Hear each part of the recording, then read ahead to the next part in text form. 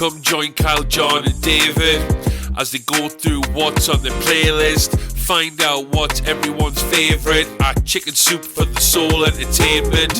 We have a few segments, to be honest. In and out points, no celebs and the gossip. Back in time where we're talking about the big M's, coming attractions, what the cue. Quick checks, who'll be laughing? You abundantly. Welcome to Dual Redundancy. Yes, welcome to Dual Redundancy, the only podcast where you can hear all the latest in television, entertainment news, and Academy Award nominations from two millennials with exactly the same opinions. I'm one of those hosts, David Allen, and another one is... Jon Berg, and a third one is... Kyle Bridger. I would say that I am the Oppenheimer because I am a nuclear bomb to this podcast. To John's Maestro because he's the conductor. And Dave can be Barbie because he's our pretty face. Barbie girl just living in a Barbie world. We are all Academy Award nominated movies. Look at us. We did it. Who would have thought? It was probably figured for those. There were a good chance that those would be the Oscar nominees. We will break down all of the Oscar nominations that came out yesterday morning, all the different categories, all the snubs, all the surprises. We got all that. Then we got some quick checks on some movies, one of which did quite well at the Academy Award nominations. The other one is Saltburn. We'll get to that. We got Fargo, and we got some television news that came out earlier today about The Daily Show. So much to do tonight. We're going to jump right in, and we're not going to start with in and out points. We're going to start with the Oscars. Let's play the clip. I think you're looking at an Academy Award nomination also. Did he just say what I thought he said? What? Yes, Victor! Oscars. I smell Oscars. You see what a little buzz can do in this town? I predicted it. I said this is the one. This is the vehicle. Morley, you told me not to do it. All right. Yes, it is time for the 96 Academy Awards. Just last week, we discussed the 75th Primetime Emmys, and here we are already with the next awards show, the 96 Academy Awards. The nominations were announced yesterday, January 23rd, for a ceremony that will take place on Sunday, March 10th. And tonight we're going to be mixing in some of the stats and some of the noms and from other voting bodies that we got in the last 2 or 3 weeks. So we can get a real good sense of the race of where we are right now and, maybe who's going to be posed to win some Oscars in March. There's going to be lots of visuals, lots of graphs for this episode. So we really recommend checking out the video show directed by Jon tonight. We're streaming live on both YouTube and on Twitch, and you can watch the playback on both of those services. Let's start right off. All right. Oppenheimer leads the pack with 13 nominations, followed by 11 for Poor Things, 10 for Killers of the Flower Moon, and then 8 for Barbie. Those 4 films, along with American Fiction, Anatomy of a Fall, The Holdovers, Maestro, Past Lives, and The Zone of Interest are nominated for Best Picture. Those are your 10 films for Best Picture. All right, Kyle, start me off. How are we feeling? Which films got the most, which ones you thought would get more, these 10 nominees. What do you think of this? Well, you kind of assume Oppenheimer's going to get a bunch of nominations because of their below the line stuff and all that. So that makes sense to me. Barbie and Oppenheimer were the big ones of the year. So I assumed that they were going to get a bunch too. Just recently saw The Holdovers. It's decent. Killers of the Flower Moon, same thing. Great production design, great story, great adaptation. So expect to get a lot. Scorsese's there.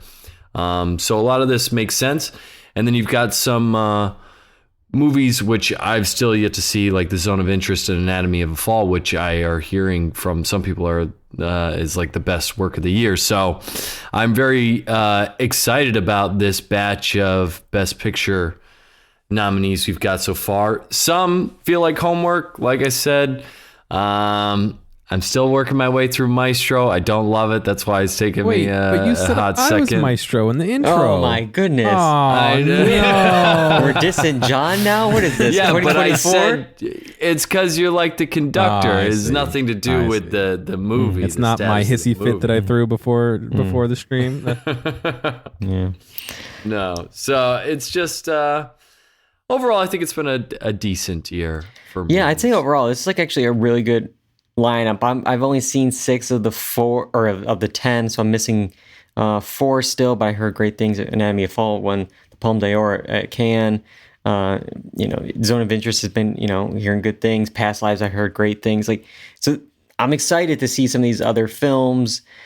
Yeah, Oppenheimer, we knew was gonna do well. I mean, not only is it like critically loved, but it's like you have all the tech nominations. Like it's gonna clean up across there. So that was not unexpected. We'll get to some snubs in a bit. Maybe there's some other films that could have gotten in for Best Picture, but I'm going to say, the Producers Guild, one of the 3 or 4 guilds we're going to look at tonight to help with the Best Picture race. They all match here. They picked 10 films. These are the 10 they picked as well. Normally, Producers Guild, you get like 8, 9, and then a few curveballs in there. You get Glass Onion. You get Borat too. You get like something in there. It's like, oh, is this going to be a Best Picture nominee? But nope, all 10 match. So it's going to be hard. Maybe when we get that winner, maybe it'll help, predict the Oscar winner. But it doesn't really, help too much right now.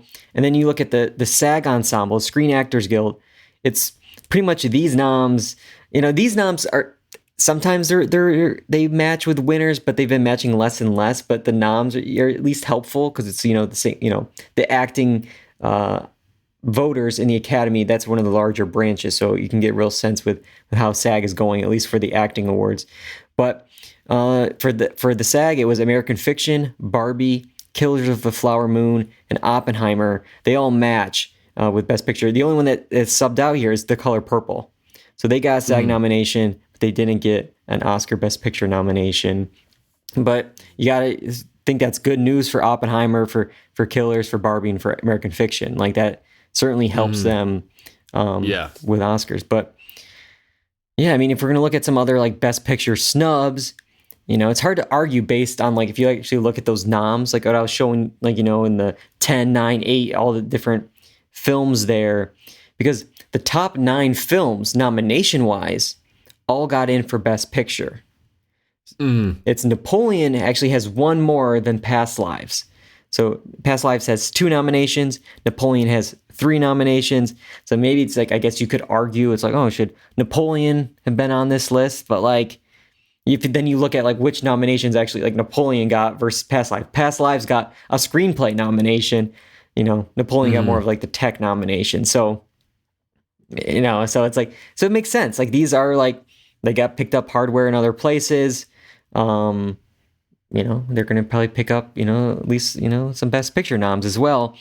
Looking at some films that maybe, missed the cut, we can just mention here. May, December, just 1 nomination for screenplay, didn't get here for picture. It's an interesting one because I saw it didn't fully work for me.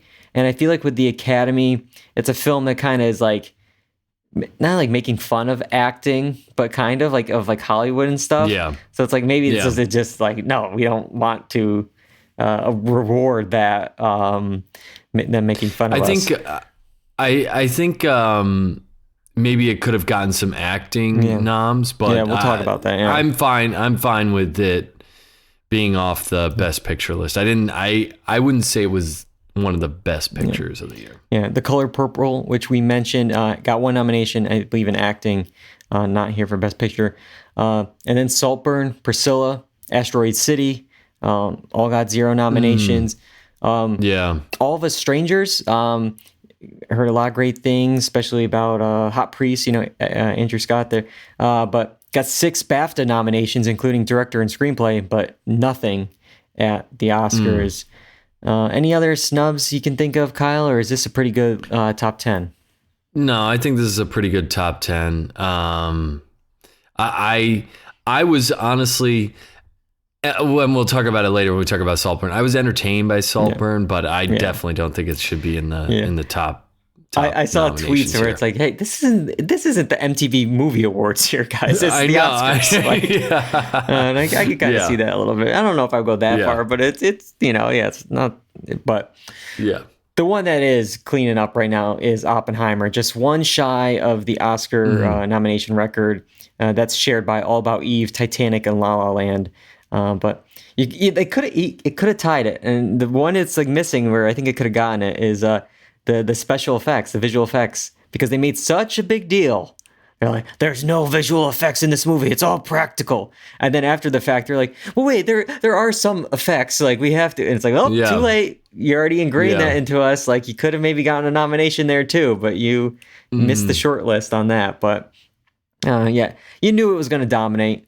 It's that tech film that also has strong acting performances. It's, well crafted by, visionary director. It's like, it's the Dune Part 1. It's the Denis Villeneuve. It's even though he wasn't nominated for director, but like it has all those pieces right there. It's like here's the question, Kyle: is this the best picture frontrunner right now? Oppenheimer? Yeah. Is this going to get best picture? I mean, because it's always thinking about the buzz. It's like, is it peaking too soon? Like I that's tough, man. I don't know. I think it could be one of those things where it wins a bunch of tech awards and then doesn't take home the big thing. Yeah. That's what I think. It's possible. I think that's possible. I think right now Chris Nolan is the slam dunk winner. I think he's going to get directing. Yeah. I think they're going to reward him for directing at the very least. Yeah. But then it's like, if you look at could it get best picture? I mean, it's leading at the BAFTAs with 13. It's hard to argue that it's not like the film of the year. I mean, because it's going to pick up other other wins. It's going to win some tech stuff. It could win for Robert Downey Jr. Murphy may win for best actor. It's like, it's going to pick up a lot of stuff. And it's just wild. For years, Chris Nolan worked for Warner Brothers, leaves over the whole Tenet release, debacle, does one film with Universal, and now could get them multiple Oscars, including Best Picture. Like, it's just whoops. That is pretty wild. Like, they let him just slip away, but no, we've talked about it. It's like most noms doesn't always equal Best Picture, though. Yeah, no. Looking at some past ones, Power of the Dog went one for 12. The win was for director. Mank went 2 for 10. Irishman 0 for 10.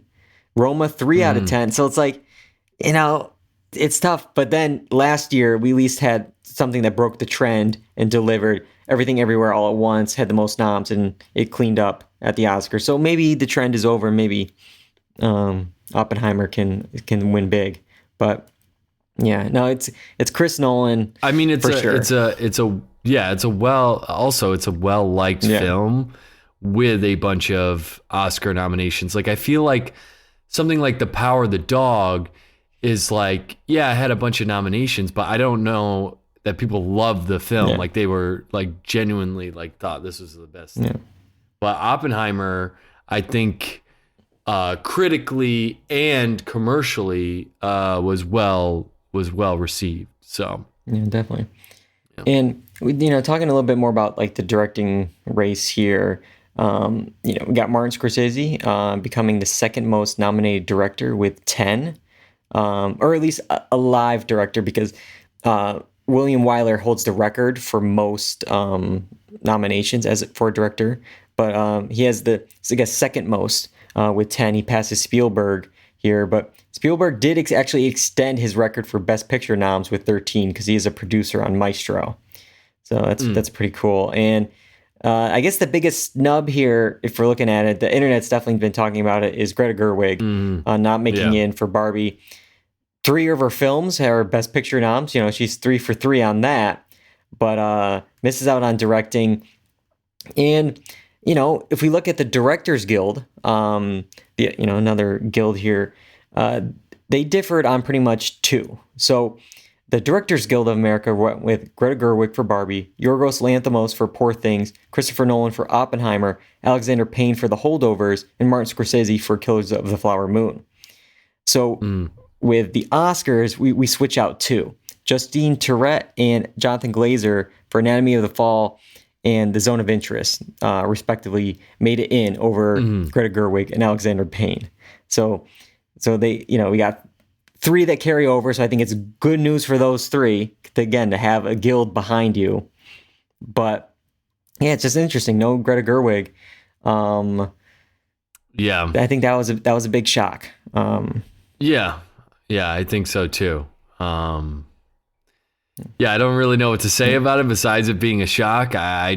Because it's tough because it's like again, like who do you take out? And it's like, I don't know. I mean, I haven't seen Anatomy of the Fall. I keep saying Anatomy of the Fall. Like drop the it's cleaner. Anatomy of a Fall and The Zone of Interest. And so I haven't seen those yet. So I can't like have an opinion yet. You know, if one should have been over the other. But I mean, it's hard to argue. Martin Scorsese. I mean, just alone. I mean, he's a legend. And Christopher Nolan obviously is the front runner for Oppenheimer. So it's like Yorgos. It's like I don't know. It's tough. Mm-hmm. It is tough, but I think bringing in the Anatomy of a Fall and the Zone of Interest, those as director nominations, is almost elevating those films. Yeah, it definitely helps those films even more because it's like saying like, oh, those films are really, really good at the really good ones of the year. So, it's just why does it have to be 5? Yeah, I don't know. It's one of those things. It's the same with like that with acting. It's like, why is it only 5 nominees, but it's 10 best pictures, and there's a lot of uproar over this, and isn't it up? Yeah, it's up to 10 though, right? Yeah, it's up to 10. So but for the last whatever number of years, it's been 10. Just but because if there was a minute where it was like, no, we're going to make it a solid 10, and there's like, oh, now we're going to make it like a floating 10, and but with Greta Gerwig, it's like the only thing I could maybe compare this to at all, and I don't think it's going to happen, but it's like back when we had Argo and with Ben Affleck, and there was so much uproar that he was left out of Best Director at the Oscars, that it kind of really helped propel the film Argo to win Best Picture. As kind of like, you should have nominated him. Like, we're giving you this instead. I don't think that's going to happen with Barbie. Maybe it'll just really help Barbie win in like the screenplay category where Greta Gerwig is nominated there. But I don't know. It's just there's a lot of buzz and uproar and talk right now. Yeah, I know it's a lot of buzz and uproar. It's just I don't know what's in the minds of the Academy voters when it comes to this kind of thing, because it's like, yeah, sure, it has like commercial appeal and all these things, but how does the Academy voter feel? And we've seen through that Hollywood Reporter article the crazy things that goes through some of these voters' heads. I was in line getting coffee one time, and this person gave me a dirty look, so I'm never voting for them again. It's like, so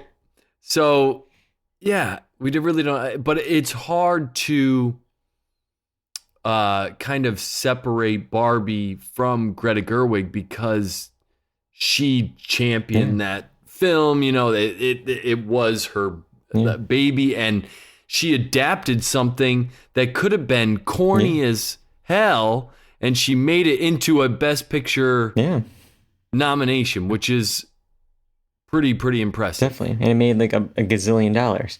All right, this is a good way to transition into Best Actress, because right alongside Greta Gerwig, probably one of the biggest snubs is Margot Robbie. Had all the precursors, including SAG, but nothing here for Margot Robbie. I mean, I think she was always running as third place anyways. I think the race is between Lily Gladstone and Emma Stone, who's just picked up awards in other ceremonies. But I was surprised. I don't know much about Anatomy of a Fall. Never really heard of Nyad, so it's just those kind of caught me off guard. I've seen people online. It's like, well, who do you would replace? It's again, I can't say about those two films, but maybe Maestro. I mean, Carey Mulligan's good in Maestro, but like Margot Robbie, Barbie, like that movie doesn't work without Margot Robbie. Like it just doesn't work. And if we look at SAG, it's like only 3 acting slots. Overall, there's 4 acting categories. Only 3 slots total differ amongst those 4 categories, and one of them was here, and it's Margot Robbie. SAG nominated her, but Sandra Hüller made it in instead for Anatomy of a Fall. So they almost match exactly with SAG, except for that Anatomy of a Fall nomination. Any other thoughts on this category, Kyle? The only other maybe snub was I think Greta Lee at one point was getting a lot of love. I like you said, I don't know where you put her in, but I know that's one that people were talking about a lot. So you could have seen her in here for that. Yeah, so that's a good one. Yeah, it's tough. Yeah, so it's tough. I with Naiad that just there's always a film in come Academy time where it's like I've never heard of this, and then somebody sneaks in with it. I don't know. Yeah. Let's look at supporting actress, because while Margot Robbie didn't get nominated for Barbie, somebody from Barbie did. And I think this is one of the biggest surprises was America Ferrera being nominated for Barbie and supporting actress here. This one I quibble with a little bit. Nothing against her. And, she has a really good monologue in that film. But I don't know if it's a top 5 Oscar nominated performance. Yeah, I know. When I saw her name too, and again, no disrespect, but I was surprised to see her name there as well. It's almost like last year with like Jamie Lee Curtis and Everything Everywhere All at Once. It's like, like really again top 5, and then it ended up being the winner. It's like, you got the film right. I mean, maybe it should have been her co-star in that film, Everything Everywhere, but like, I don't know about, I don't know.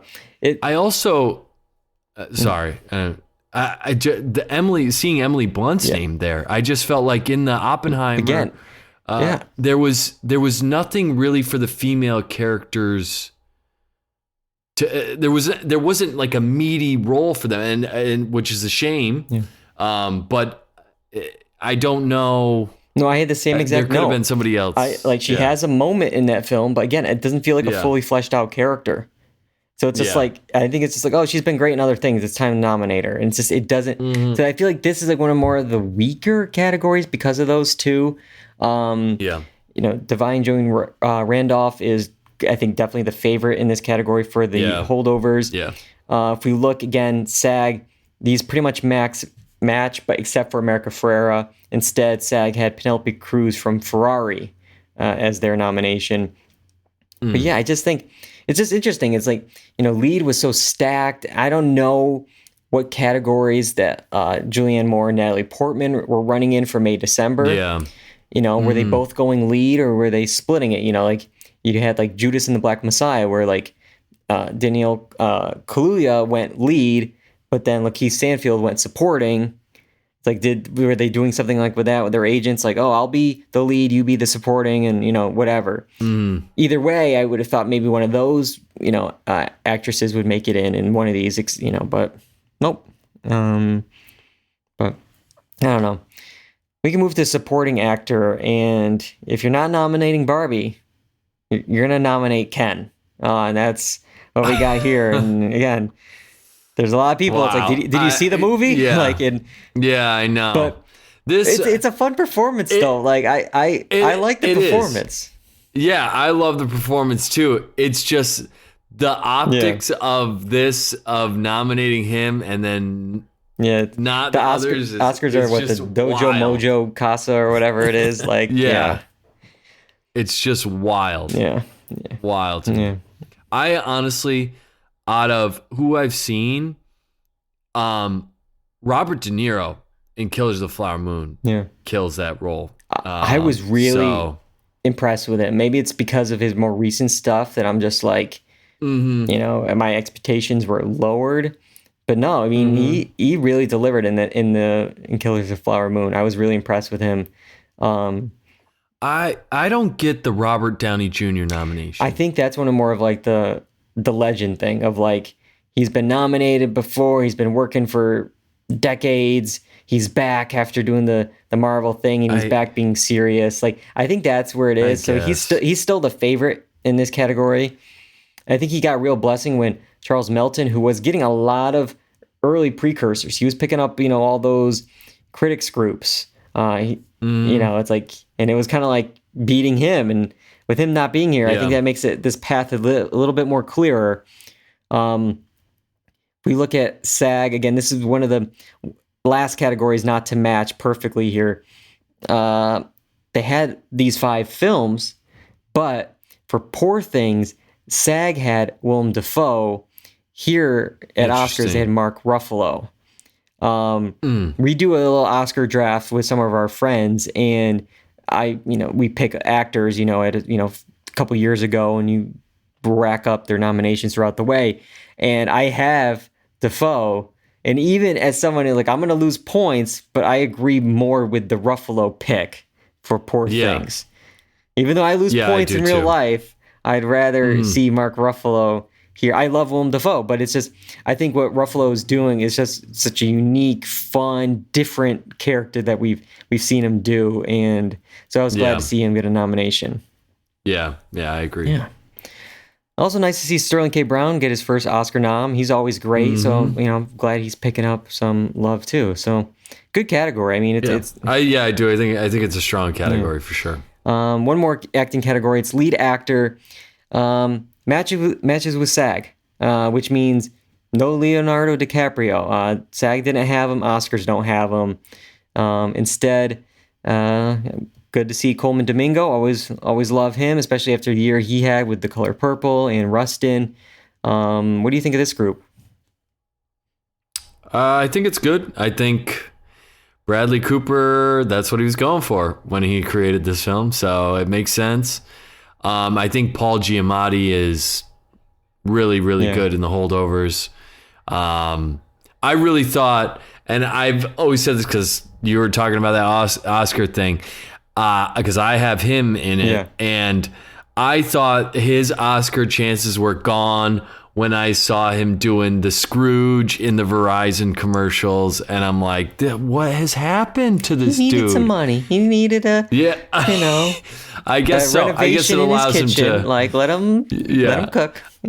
Yeah. So, but he does a great job in The Holdovers.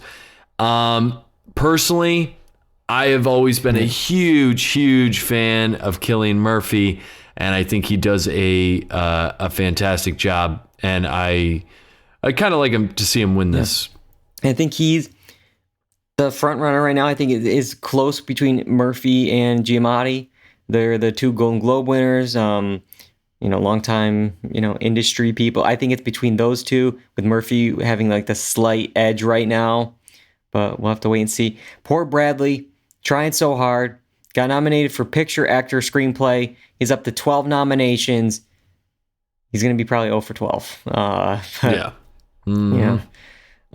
Any other acting snubs? I know I saw some folks online. I'll read them.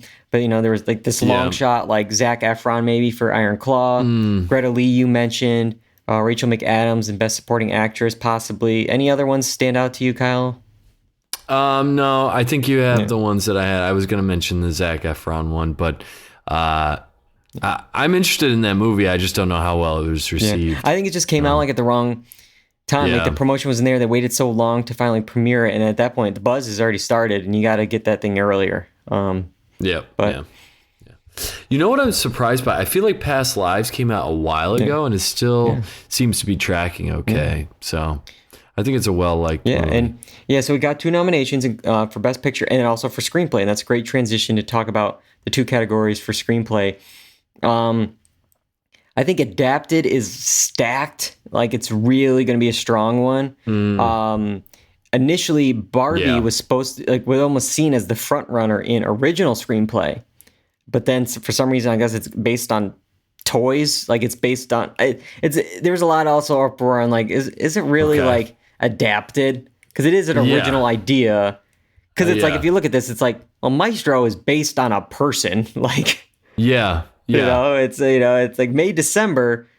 It's a similar story to a real life case, and they're taking like actual lines of dialogue from interviews for that. I don't like the This what is are we silly. doing? But anyways, I think it helps.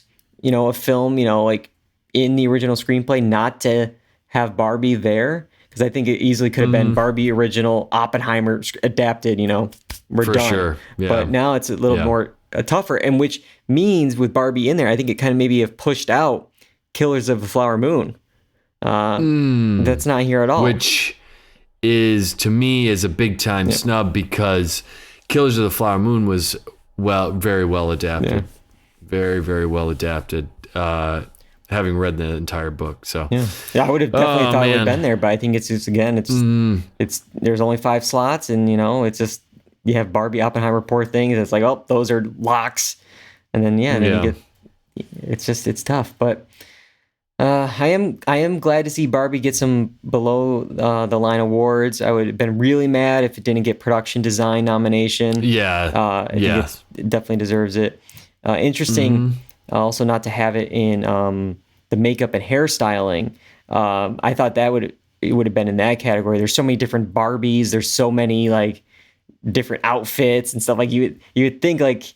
Just all it would be there, but instead Oppenheimer is, and I'm like, okay, I guess, sure, but Barbie did get in 2 songs though. It's missing the Dua Lipa "Dance the Night," which I think is great and should be in there, but "I'm Just Ken" and Billie Eilish's "What Was I Made For" were nominated for Barbie. I hope it's the former. I really don't like the "What Was I Made For" like dirge of a song, I don't even remember. I think it's one of those probably like end credits. I don't remember either. But like very ethereal. Like I don't know. Just the other 2 are like bops and people know and remember. I don't think anyone's like replaying "What Was I Made For." But do you recognize any of these other ones of one of our favorites we like to talk about on the pod? Anyone? See if you remember. You might not remember the name, but. That's been nominated? Yeah, in these nominations here. I don't know. Diane Warren, our good friend Diane Warren. Oh, yeah. She was nominated for The Fire Inside from the movie Flamin' Hot. Oh, my God, yeah. It's her 15th nomination. Last year, she got a nomination for film without even a Wikipedia page. Here, she's getting one for Flamin' Hot. It's just, the list is just, it goes on, and it's just like, I feel like it's just like, did Diane Warren make a song this year? What film was it? And it doesn't matter, just write her in. Or maybe it's somebody's cruel prank. Oh. Like, we're just going to nominate her every year and never give it to her. Here's the thing. Was Flamin' Hot even released in theaters? Like, that's one of the rules. It has to be in theaters, and I don't know if it was. I don't know. But, anyways, the Academy did give her an honorary award last year, though. It kind of was like, here's an Oscar. You got 14 nominations, but here we're giving her a 15th nomination. But it's like the transfer card in like some games. You trade in 5, you get 1 back.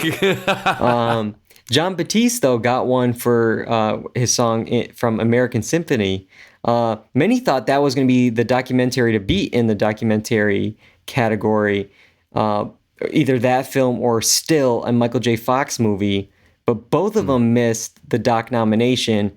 And it reminds me of like, past few years where you have like this critically loved favorite, like Won't You Be My Neighbor, Three Identical Strangers, films that were like huge at the box office and people loved and thought this was the winner, then doesn't even get nominated. So that was a surprise. I will say though, maybe I would have to look at the actual rules. I love Michael J. Fox. Everyone knows that. I am confused on people saying it was snubbed because I thought it was up for Emmys. It got Emmy nominations. So after that whole OJ Made in America thing where it won both, I thought you had to pick now. They're like, no, you're submitting for Oscars or you're submitting for Emmys. You can't win the doc for both an Oscar and an Emmy. Like you can't do both. So I don't know.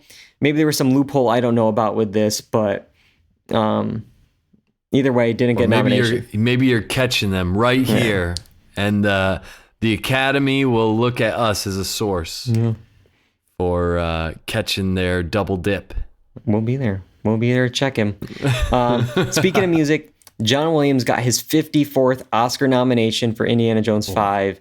That extends the record of the most nominated person alive, and he's also the oldest nominee at age 91.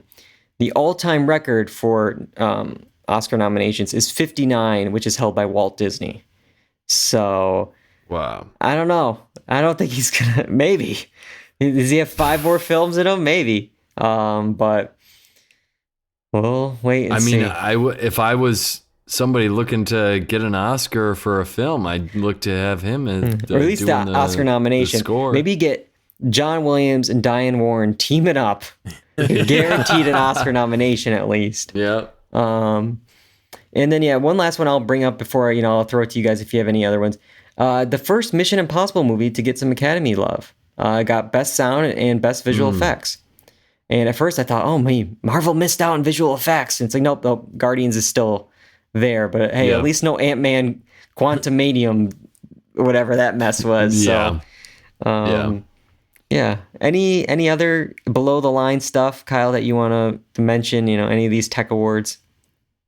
Well, just going back to the makeup and hairstyling, it's just hilarious to me that Maestro got it. I mean, after all the bad after press, all the hoopla with the so it's just between that and then the Barbie stuff, it's just like what is happening? But no, I don't think I have anything else. Yeah, I think we did pretty good covering it.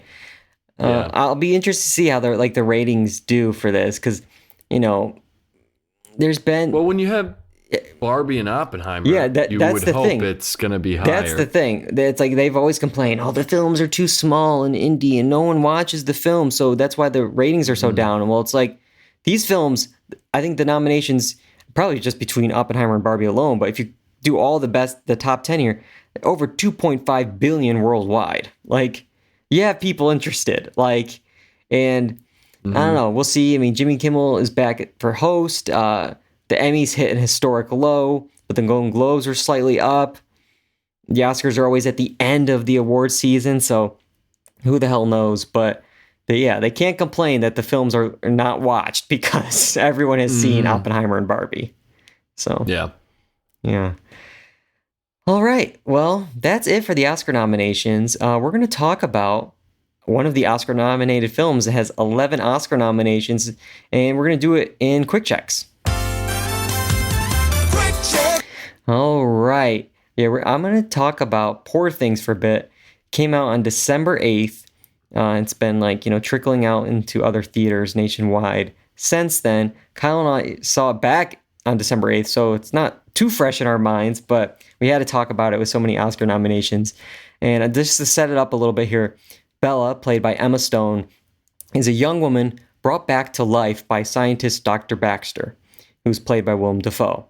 Under Baxter's protection, Bella is eager to learn and eager to experience the world, so she runs off with Duncan, who's played by Mark Ruffalo, who's a very slick lawyer who, and they get into some trouble business, and they do some other things. And she really does experience life, and she kind of changes throughout the movie from a woman with a child's brain to maybe a full-fledged adult. So a lot goes on in this. I was excited for it. Yorgos Lanthimos, it's The Favorite. I like The Lobster, Killing of Sacred Deer. He's always up to something, and I'm always intrigued by it.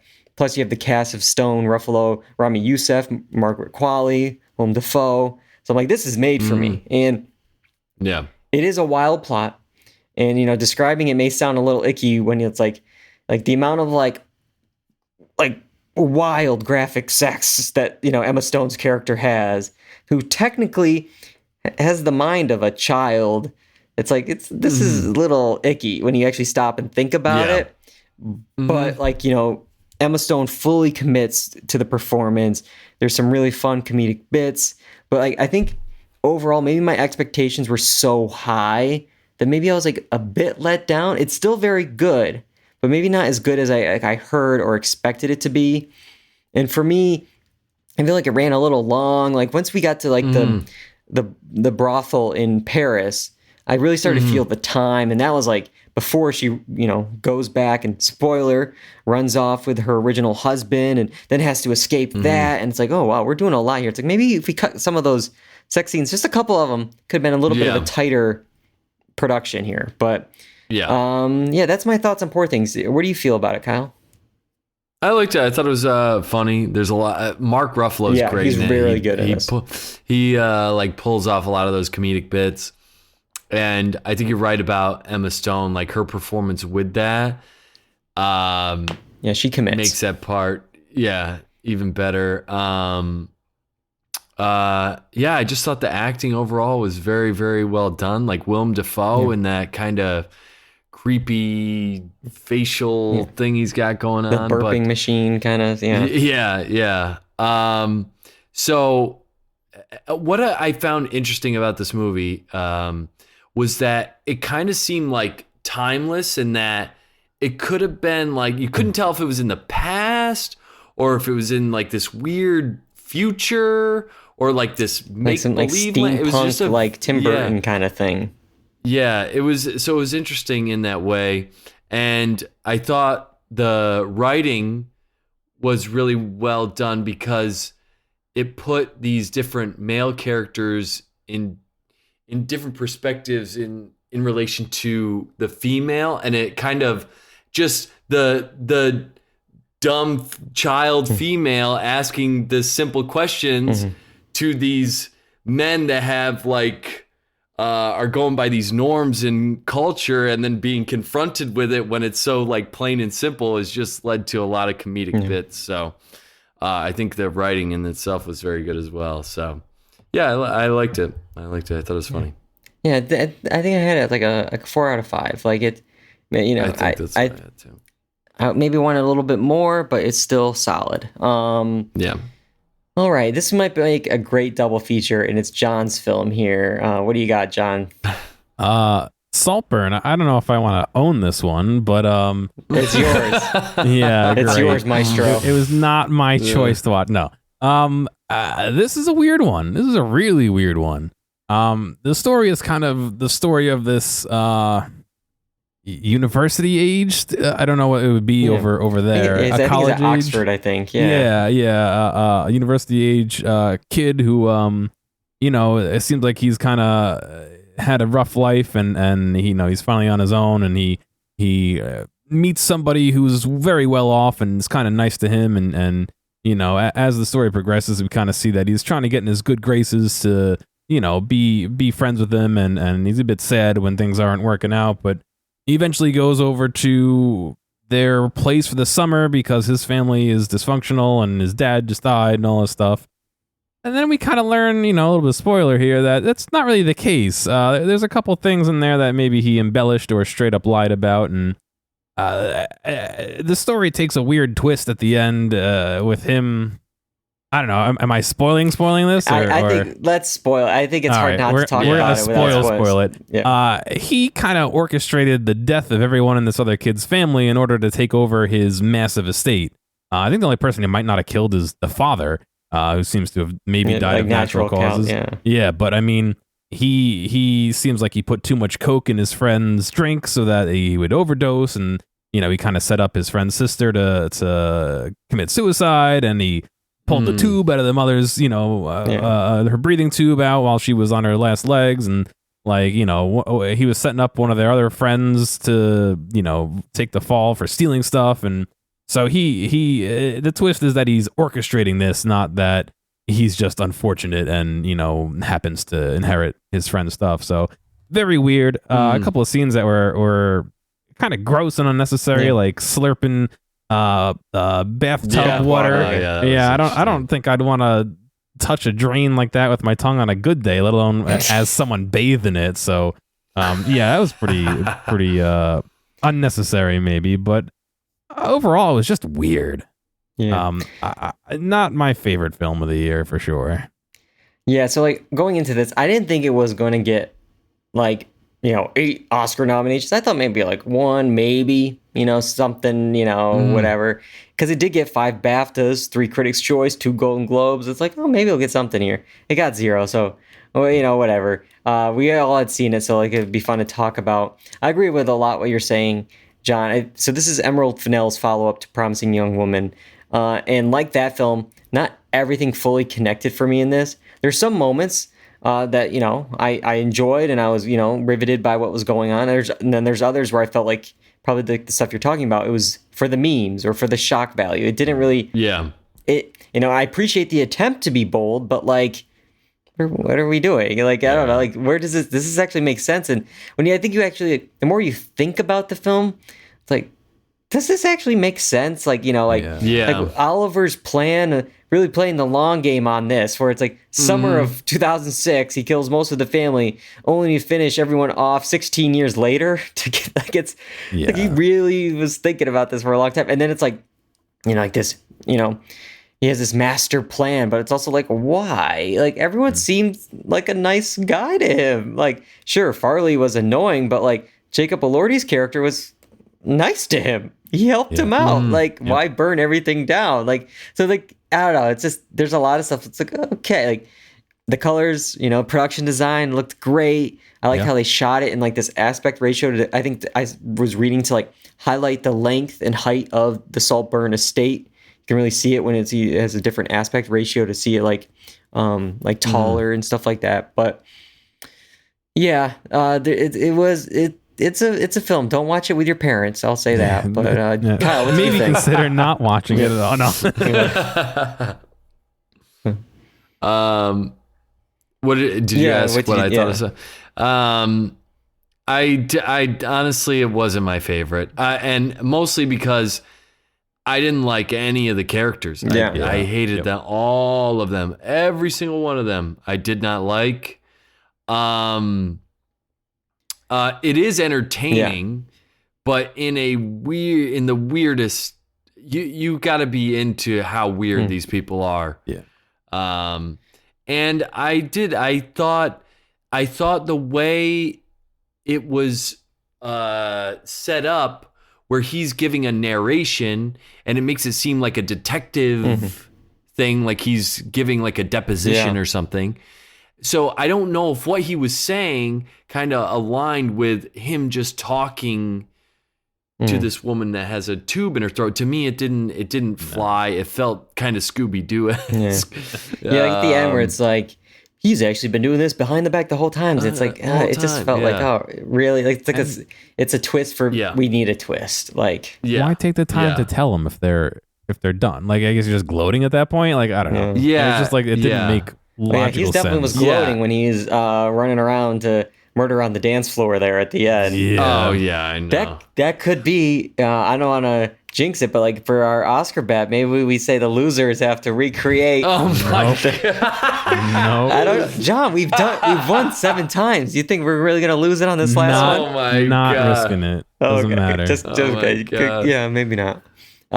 So, one thing I do want to mention with this movie is when the father eventually kicks Oliver out, I got the sense, and tell me if you felt this way, that the housekeeping and everyone was like, yeah, we know this guy is a big liar. I got that sense because Duncan had this weird vibe about him, the butler dude. And then as Oliver's leaving, they're all like Staring waving and watching him and staring at him. Like, so it gave off the sense like the help knows that this guy, because he's kind of like, not like one of them, but like he's like, you're familiar to us. Like you are, we can see through it because we are like in that world a little bit more. Maybe one of them saw him at the grave at the.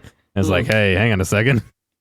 Yeah, like or one of the maids went in to clean like the bathroom or whatever. It's like, like what are you doing? Like it was already going to be a mess, and now I have to deal with this. Like, but also, we didn't even mention that part. You John, talked about the the grave, the grave. Yep. Oh my God! I heard that was an improv by Barry Kogan. What? How do you improv? Okay, never mind. Or it was like his like idea. Like it was like, hey, can we like Or I don't know. There's a bunch of scenes that were like that, like the vampire scene. Where they talked about the two of them outside. I don't want to reveal too much or what can we talk about, but like there's just a bunch of scenes that just pushed a little too far in the direction of weird and a little bit gross sometimes. It's definitely weird. Yeah.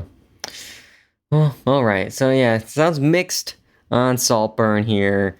Let's see, Kyle. Finish us off.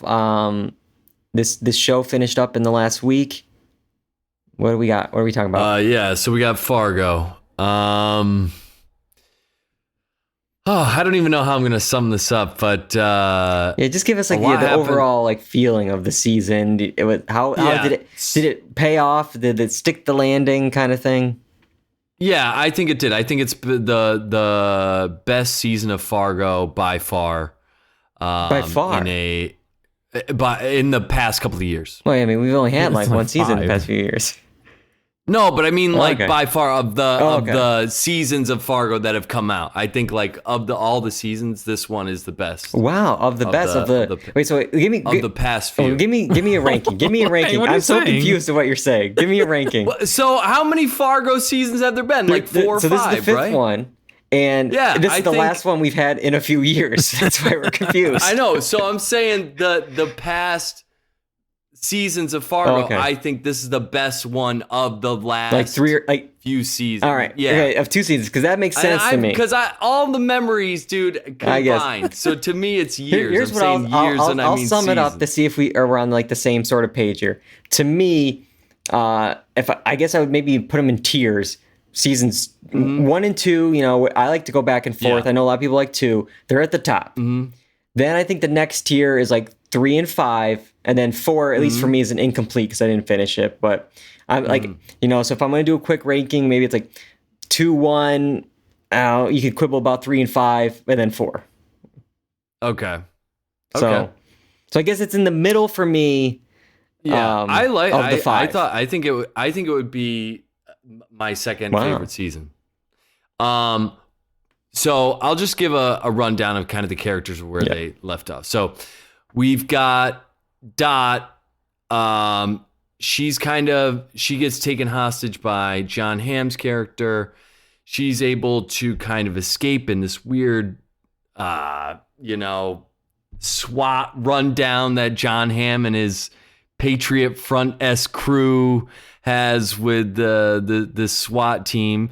The only thing is Dot is able to escape. She shoots Jon Hamm, and then she has this final run-in with this Munch character, you know, that seems to be sticking around as this weird supernatural thing that doesn't really pay off for me. But the thing that I didn't like about the last episode was I felt like the season grinded to a halt in the last 10 minutes of that finale with Munch and Dot talking about, you know, whatever it means to be a tiger and all this nonsense. Making biscuits with chili. Yeah. So that didn't pay off for me.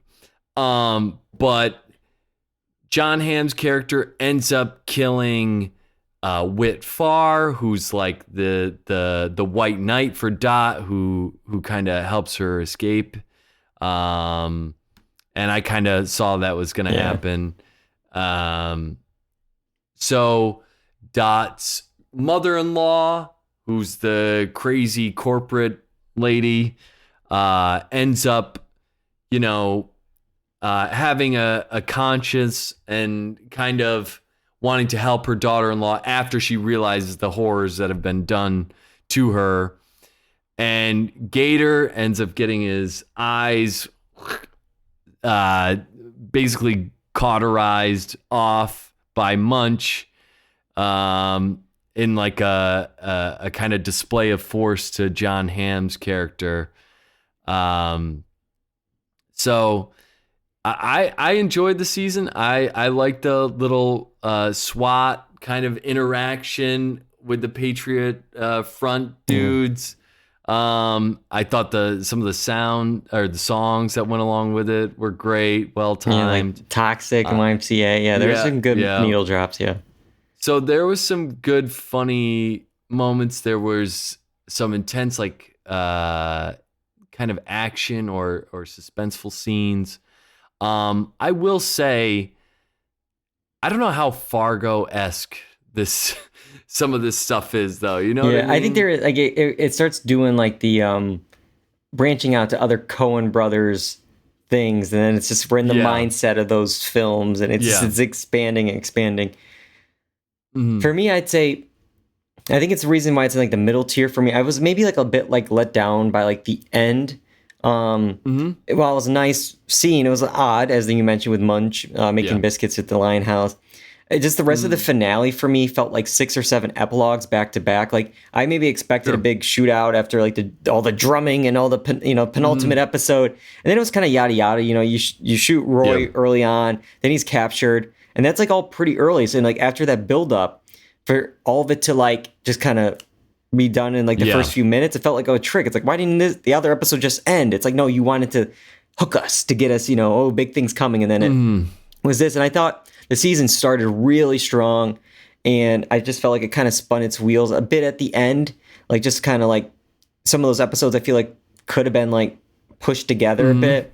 Like for her just to go with Roy after the accident in the parking lot, not to like work with the FBI and the troopers. And sure, she was scared, but it's like, oh, you just like wanted to go so you can escape again. Yeah. It just felt like, I don't know, again, spinning wheels. And one character I felt kind of got like a disservice a little bit was was it Indra or the deputy there? I'm not sure if I'm pronouncing. Yeah, I don't remember her name, but like she got like this backstory with like her lame husband and quits and then just like joins Lorraine's team, and it's like I feel like she's like absent in the last like 3 or 4 when she had all this like great stuff with Dot throughout the season. Yeah. And maybe it was just too much to cover 2 good cops. Like you have Lamar Morris's character, then you have this. It's like maybe it's like one character like that. Should have been 1 instead of you split it into 2, and it just didn't equal up. But there was still some unique visual choices. You mentioned like the songs, but also like there was like this fight scene with like with this chain between Juno Temple and John Hamm. I thought was really well choreographed. There's this whole like puppet sequence in one of the middle episodes that I thought was very unique and just like really stood out. But so I think that's why I have it right in the middle. Like. Yeah, you could even say, I mean, this goes for your spinning your wheels thing, is like that whole was a dream. That whole marionette thing was like a dream. Yeah. So it was like not even so I get some of the things that you're saying, and I do feel at the end it kind of the season finale, it was like, yeah, it went really down. I'm like, I don't need all this scene at the end, but yeah. So I agree. I agree with some of those. But yeah, overall, still a solid season of TV. Yeah, but. Yeah. All right. One last thing we're going to squeeze in real quick at the very end. Some late breaking news came in, and that's our news segment. And John, you're not going to believe it. I can't remember what it's called. What is it? In and out points. Oh. In oder out. In oder out.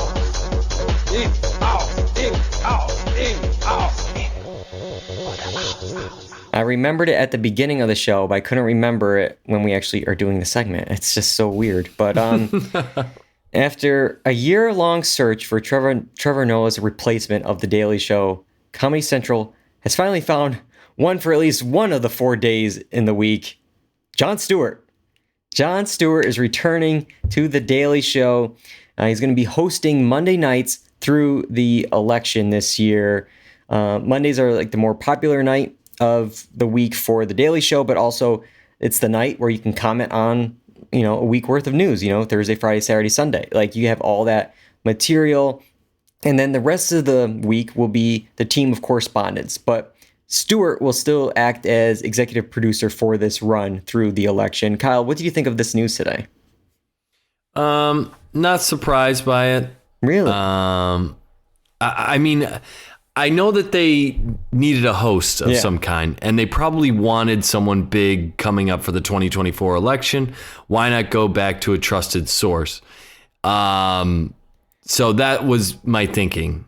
And also, we knew that the other thing with Apple TV Plus went down the drain. So, and he can't not do something for a little while. So, but that's the thing. I feel like he could do. Like it's just one of those things where I feel like he has the money, and I think like he like left the show, and it's like this weird like the high school senior coming back to visit campus kind of thing. And yeah, but I mean, why not if they're offering you a ton of money and it's one day? I mean, he's had other stuff in the works that never came out, like definitely. The stuff with and HBO. That's the thing, but that's the thing. I feel like he works like so hard, like on these things. It's like, oh, this isn't good enough, or this is not working out to my thing. I'm not going to do it. Like, so I think he's earned that like power, and he definitely has the money from his Daily Show. But I mean, he's an executive producer on Colbert's Late Show there. Yeah. So it's like he's still cashing those checks. And if he ever wants to come on and do a monologue, he has an open invitation to come out and do it. So that's where I find it weird. Like, of course, Comedy Central wants him. They'd be dumb not to want him. But I think for me, it's like, why did he want to come back. He want to do it? Yeah. You know, it's because it's like it's like the, you know, I'm going to compare it a little bit to Bob Iger with Disney. Everyone loved him that first run of the CEO. He was doing great, and then he, you know, retires, and you know the new guy is not working out, and then he's like, all right, I guess I'll come back, and now is unfavorable like reviews of his work, and it's like you left on a high note, you know, and like do you really want to come back? It's like, I'm sure, you know, they gave him a dump truck of money or something, and maybe full complete control, because that was the thing with Apple. He left the show over the creative differences, you know, he was having with Apple. I'm sure Comedy Central was like, do whatever the hell you want for as much money as you want. We would just love to have you. He's like, all right, I'll do one day, and I, you know, green M&Ms and this and that, you know, that kind of situation. Yeah. But yeah, and maybe he simply, I don't know what's going on in his own mind. Maybe he wanted to come back for the 2024 election cycle. Possibly, yeah. But just simply, maybe it was that. But I kind of feel bad for the show as a whole, because it's like, if I was one of the correspondents, I want to get a shot at this, you know what I mean? Yeah. Or I want a chance at this full-time gig. And what better time to showcase that than the 2024 election cycle? But I know for Comedy Central, that's a big risk. But if you're one of the correspondents, you got to think, hey, we're doing this all the time. Give us a shot. Yeah. Clearly, you're struggling to find some kind of host for your show. Why not just go with one of us? A proven thing that we know what we're doing with the show, and let us grow like Trevor Noah did, you know? Yeah, I mean, because Trevor Noah, I think, was pretty new to it, and Jon Stewart said, yeah, I trust this guy. And obviously, like, I'm sure in Trevor Noah's tenure, he was hiring some of these correspondents, so he trusted those guys. And, you know, and they are spinning their wheels so much about this decision. I mean, Roy Wood Jr. even jokes at the Emmys, you can see him mouthing, like, hire a host. Because it's like, you've done so many celebrities, you've done all the correspondents, they've all hosted multiple weeks. And it's just like, okay, now you have some ratings data, you have some test, you know, footage, you have the material, decide on somebody. And maybe that's the thing with this one, where it's like, maybe this has been ruminating for a long time, and that's why they kept like stalling a little bit. It's like, oh, we almost have Stewart, just keep going, like, you know. And I did see something in this Hollywood Reporter article that Hassan Minhaj was almost all but signed to take over the role. But then there was that article from the New Yorker about him possibly, you know, making up or exaggerating autobiographical, you know, material from his routines. And I guess they felt, you know, very skittish about that, and they kind of derailed the whole thing. Meanwhile, yeah, you have someone like Roy Wood Jr., who the internet is ready for. They want it. He wants it. But he was also like, I'm sick of waiting around. If you're not going to make this decision, I'm going to leave and do something else. Yeah. It's like, you know, what is he going to do? Maybe next thing you know, he's going to do something with another network, and it's going to be Last Week Tonight with Roy Wood Jr. And it's like, you just lost another one, you know, to a different network. You like sign him when you have the chance, but I don't know. It's, and Ronnie Chang's still with the show, right? Yeah. And his star is rising too. Yeah, so they have a bench of people. I saw, and people love Jordan Klepper. Jordan Klepper's still there, right? Jordan Klepper's great. Yeah, so I saw like some tweet where it's just like, this is like when, you know, you go through 5 rounds of interviews and they're like, yeah, we're going to hire someone internally. This is what it is. Like, but again, I'm not saying this is like a bad choice. This is a great choice. It's going to deliver the ratings. It's going to deliver the social media buzz. It's definitely probably an expensive choice, but all right, after this, maybe these Tuesday through Thursday shows with their correspondents really look at it here. So then when the election's over, pick somebody, you know. Yeah. But all right, that's all we got for tonight. We are going to be, let's see, taking next week off, but then we are going to be back in February. We're going to be back on Wednesday night. I think it's February 7th to discuss. Let me just check the date on that. But February 7th to discuss 2 premieres: the series premiere of Mr. and Mrs. Smith, and the final season premiere of Curb Your Enthusiasm. Can you believe it? Larry David, supposedly the final season. Supposedly, yeah. Supposedly, until it's not. But yeah, no. Wednesday, February 7th is the date for that show, live on Twitch and on YouTube. And then at the very end of the month, we're hoping to have the guys from The Good, The Bad, and The Watchable come on and do our annual Oscar prediction show. Today, we reacted to the nominations. At the end of February, we will predict against The Good, The Bad, and Watchable. And speaking of those guys, John and I recorded with them this week, and we drafted our most anticipated movies of 2024. Definitely check out their feed, their podcast feed. I think they're on Spotify. I think they're still on Twitter. You can check them out, The Good, The Bad, and The Watchable, so you can hear our picks on that. Kyle sent in some picks. There's some really wild picks. It's like a Harold in the Purple Crayon, Garfield. I don't know, some Lion King prequel. To each their own. Maybe those are going to be good. We'll see. But yeah, that's all we got for tonight. Make sure you're following us on YouTube, Apple Podcasts, Spotify, the blog, doredundancy.com, live on Twitch and on YouTube, twitch.tv/doredundancy. And, you know, we're on Twitter, we're on Instagram, TikTok at doredundancy. I got to thank both you guys for joining me tonight. John, directing this show, a lot of moving pieces, some last-minute additions we did today. Really appreciate it, you know, to be live on Twitch and YouTube. It's really cool, and I really appreciate it. But, all right, that's all we got for tonight. Until next time, I'm David Allen. I'm Jeff Perk. I'm Cobberger. And that's all we got for Do or Duncy. Goodbye, everybody.